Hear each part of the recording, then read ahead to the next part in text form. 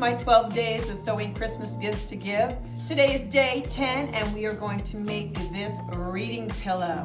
It's a lot of fun to make. You have a nice pocket here in the front. We have these flaps to insert the pillow in the back. It's an easy sew. I think you're gonna have fun making this project, and especially giving it as a gift. Let's get sewing. Let's go over what cuts of fabric you're going to need. You're going to need, for your front part of your pillow, this is the front panel, you're going to need an 18 by 18 inch piece. I have a piece of cotton quilting fabric. I did have to piece it together, but you are also going to need an 18 by 18 piece of fusible fleece that we will fuse to that front piece. Also for the front, we're creating a pocket. You're going to need a panel for the front. All these cuts are 11 by 18 inches, okay? So you need a panel for the very front of the pillow. You're gonna need a piece of fusible fleece, and you're also going to need a lining for the pocket as well. For the back of the pillow, we have two pieces here. These are 12 by 18. We will make them so that they will overlap, and you will be able to put your pillow in through that. No zipper required. So you need two pieces that are 12 by 18 inches. And the last thing you're going to need, of course, is the 18 by 18 pillow form. I got a pack of 4 on Amazon. And then you can choose if you want to put a strap on it. Sometimes they're not suitable for young kids, kids under the age of 3. You make the choice. But you'll need an 8-inch piece of cotton webbing. I would go a little bit longer. This is just an extra piece that I had, but you can use grosgrain ribbon. You can use whatever you want for the handle. But make sure you give yourself at least a foot to work with, and then we can figure out the ends. The first step is going to be to fuse the fusible interfacing facing down to your front part of the pillow. So we're gonna fuse that down, line it up. Use your iron. I like to use a pressing cloth. If you're going to do it, you can even go from this side and you won't worry about your fleece kind of getting sticky or feel like it's melting. It did that the last time on me. So I'll iron that way. And then you're also going to put some, I'll put my fleece rough side up with the glue dots. You're gonna put some on that front pocket panel. Decide which way you want it. I kind of would like, when I'm doing this, I'm gonna have Chase. Chase is gonna be right side up. So go ahead and get those fused down. The fusible fleece is already fused on there with the iron. I'm going to put this piece aside. I do not need that right now. We're gonna work on making this front pocket. Decide which direction you want to be facing up. And like I said earlier, I want Chase to be facing up. I'm gonna take my lining piece now. I already have the fleece there. I'm gonna lay it right sides together. In this case, it's just a plain solid piece. I don't have to worry about the right sides. We're gonna clip at the top, and we are going to sew along this top edge at a 1/2 inch. It's a little different than my other videos that have all been 1/4 inch. This is gonna be a 1/2 inch. All right, I have it stitched at a 1/2 inch seam allowance. I did my reverse back stitch here and I did back stitch there just so that it won't come apart and it's reinforced. If you didn't do that, you might just want to take it over there and get those two done. All right, this step, we're going to press this. And when I press, I kind of like to open my seams up a little bit here. Be careful with that fleece. I don't want it to melt on you, but I am going to press this open first. I got the seam pressed. I just think it makes it easier for folding it. So now I'm gonna come and push that down in there. I'll probably press that again too, just so it's nice and crisp. All right, so if you wanna get yours, I pressed it. Now I'm just gonna clip it and I'm gonna take it over to my machine and I am going to sew an 1/8 of an inch top stitch down the edge of that fold. Give it a nice decorative finish. I'm gonna lengthen my stitch to 3.5 so my stitches will look really uniform and nice. All right, I'll be back. All right, I have the top stitching all done. You can see that there. Let me pull that out here now. We're ready to put that aside and we're gonna work on the two back panels. Now, for this, we are going to take each piece. I'm going to do a zigzag stitch down here just to kind of save us time. I don't want to turn in and fold because I need that inch just to overlap. So I'm going to zigzag and then I'm going to press it in a 1/2 inch on either side and then stitch that down. All right, I have my zigzag stitch done all the way down. Quick and easy. If you had a serger, you can do a serger, but if you're a beginner sewer, most of you don't have that. So now I'm just going to draw a line down here with a pen.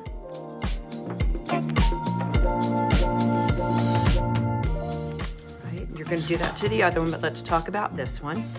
Then from here, you're just going to press this in down that line. I'm just bringing the edge right up to that line. Go ahead and get your pressing done. All right, I've got them both pressed down to that line, and now I'm just pinning, and then I'm going to take them over to the machine, and we are going to stitch a 1/4 inch seam allowance from the fold. So go ahead and get yours all pinned, take it over to your machine, and do the same. All right, the back panels are done. I have the zigzag holding my stitches in on the fabric, and then I just stitched at a 1/4 inch. So let me pull this back out.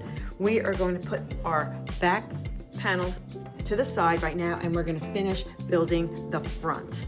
All right, with the front, we are going to end up putting this pocket down here, but before we do that, and we'll base that, but before we do that, let's go ahead and get our strap done.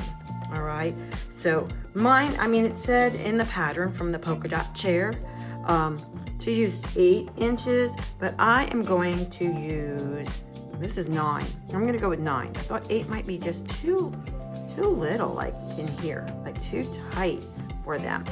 So, all right, what you're going to need to do first, you're going to need to find the center of that top. I've got a piece of chalk here to help me mark it. The way you're going to do that, just kind of fold it in half. You see, mine doesn't match up. A 1/2 inch seam, we're going to get that. And I'm just going to put my mark in there. There it is. And I'm going to put that on my grid here. You can see how I have on my grid. And I'm going to go out at least 2 inches. Because that makes that kind of tight. And if that was 8, so I might just even come in. I'm going to go 1 3/4, 1 3/4. You're going to want to reinforce these. You're going to take the handle clipped over there, and you're going to go at a 1/4 inch. And see how I have mine folded. You got to make sure. You have to make sure that your handle doesn't get all funky on that. Okay. All right. So let me get this one clipped. Go at a 1/4 inch and go over it a couple of times to hold it in. Then when we come around to sew the perimeter, we're going to go in at a 1/2 inch, so it will be nicely reinforced. All right, I went over mine about 3 times on each side. Snip my threads here. Now, if you're using like a ribbon, you are going to want to maybe use fray check or see if you can kind of melt the ends a little bit. But when this opens up, and double check that your handle's going to be fine before we move on. All right, so we're going to build the front. This is where you're going to take your panel, your pocket panel.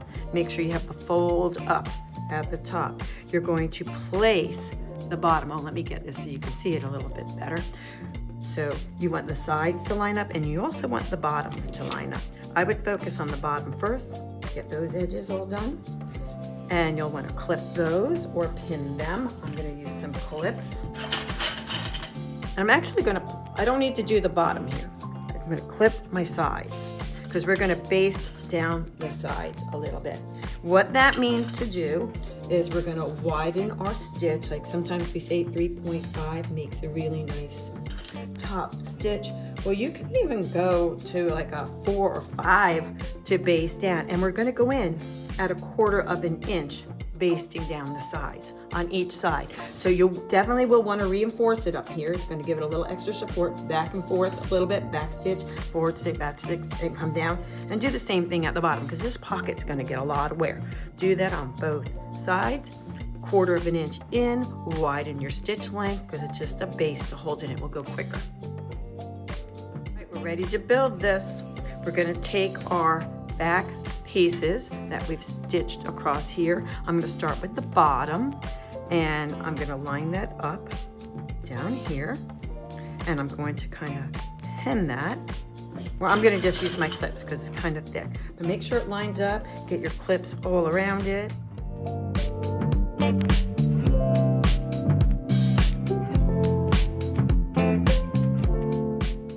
Now we're going to take the top piece and do the same. We are going to line up. I'm going to turn it around to make it easier. And I'm going to line up here at the top first. I'm going to smush down my handles, make sure they're not caught in there if you're using one. Remember, that was totally optional. And line it up along the sides as well. Clip that.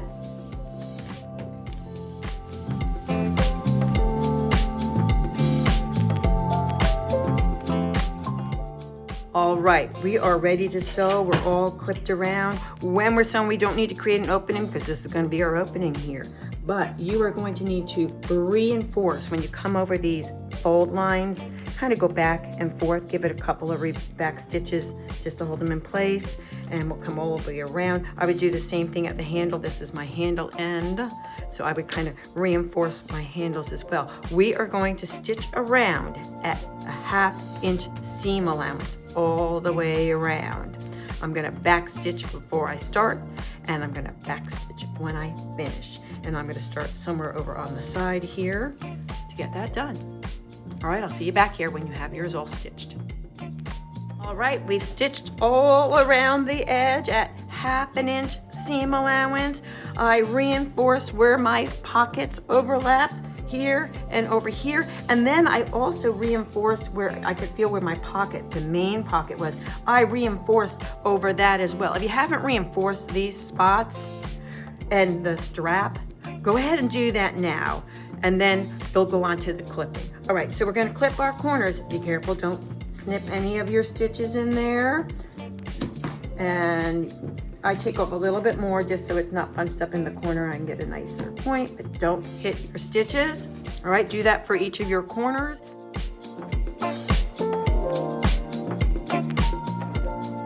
All my corners are trimmed. Ready to turn it out? Let's get it. Get your turning tool ready. Have something that you can kind of poke your corners out with. All right, open it up. Turn yours out. I'll bring mine back when I'm done turning it out. All right, it's all turned out. I love the way it's looking. I love the back, because what's going to happen when we put that pillow in, you have your handle up here, this becomes a second pocket. It wasn't really intended for a pocket, but it becomes a second pocket. Go ahead and get all your corners out.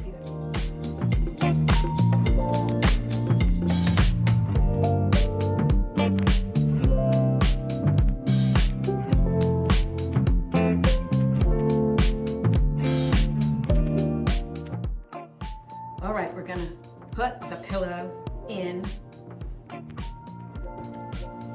the reading pillow case. All right, separate the back. I'm going to get the one end in first. Of